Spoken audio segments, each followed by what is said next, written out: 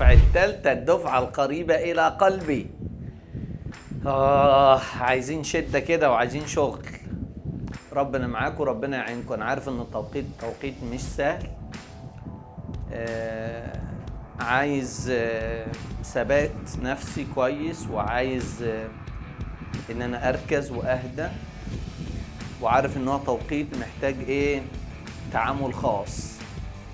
يعني ايه يا مستر؟ يعني انا اتمنى من اي اب واي ام الفترة دي يكونوا داعمين لابنائهم، بس داعمين يعني سبورت فقط، لا يعاتب ولا يلوم ولا يقول له ذاكر ولا ما تذاكرش ولا بتعمل ولا ما بتعملش.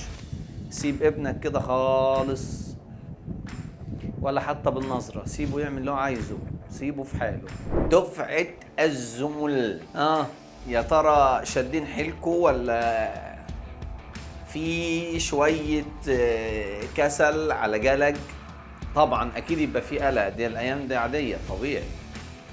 طب طبيعي يا مستر، بس طبيعي ان يخليني انجز مش يخليني اقف.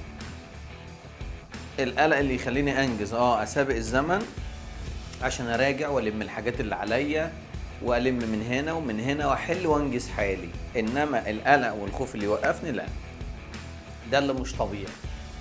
بس احنا اتفقنا بنذاكر بكل ما فينا، بكل مشاعرنا بنذاكر على المكاتب زي ما احنا، ما نقومش من مكاننا، ما نستسلمش، لا بذاكر.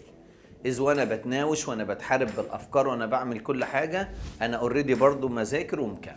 تمام يا مستر، نتفق على دي عشان نبقى ايه؟ ماشيين صح. انا على مكتبي مهما حصل، انا في مذاكرتي مهما حصل.